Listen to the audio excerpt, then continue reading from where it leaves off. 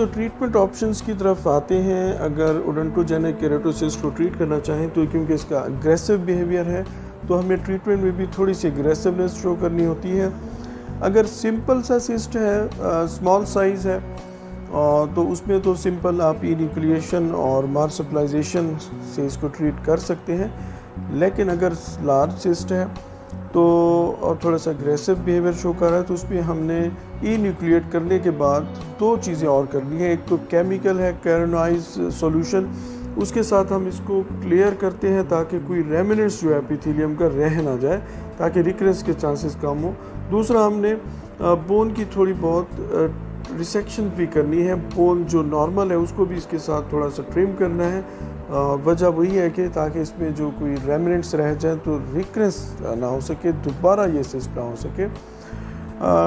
اس کے علاوہ some times اگر سسٹ بہت بڑی ہے اور جو بارڈر ہے ہماری بون کا وہ بھی انوالو ہے اس میں، تو اس میں پھر ریسیکشن بھی کرنی پڑتی ہے. مطلب آپ کے جو اگر آپ نے لیٹ کر دیا ہو کسی کو جو اڈونٹوجینک کیراٹوسسٹ آپ نے اس کو ٹریٹ کرنے میں لیٹ کیا ہے تو پیتھولوجیکل فریکچر ہو سکتا ہے.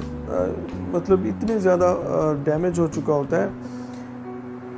اگر سسٹ جو ہے اڈونٹوجینک کیراٹوسسٹ لارج ہے اور اس نے بون کا جو بارڈر ہے اس میں وہ انوالو ہے تو اس میں پھر ہمیں ریسیکشن کرنی پڑے گی، کاٹنا پڑے گا، بون کاٹنی پڑے گی اور پھر اس کی ریکنسٹرکشن بھی ہوگی. تو ایک لارج سرجری، ایک میجر سرجری کی صورت اختیار کر جاتا ہے اگر آپ نے اس کی ٹریٹمنٹ کرنے میں دیر کر دی تو یہ ٹریٹمنٹ آپشن ہو گئی. آپ نے فالو اپ بھی رکھنا ہے اس کا کیونکہ اس میں ریکرنس کے چانس ہیں. تو آپ نے آفٹر 6 منتھ جو ہے ڈینٹسٹ کو، اپنے جو سرجن ہے میگزیلوفیشل، اس کو اس کا چیک اپ کرواتے رہنا ہے. اب ہم آ جاتے ہیں ایٹ دی اینڈ کمپلیکیشنز کی طرف. تو کمپلیکیشنز میں وہی جو سسٹ اگر لارج ہو گئی ہے، آپ نے اس کو ٹریٹ کرنے میں دیر کر دی ہے تو فریکچر ہو سکتا ہے، پیتھولوجیکل انفیکشن کی وجہ سے پین اور لارج سویلنگ ہو سکتی ہے. These are the most common complications of odontogenic کیراٹوسسٹ.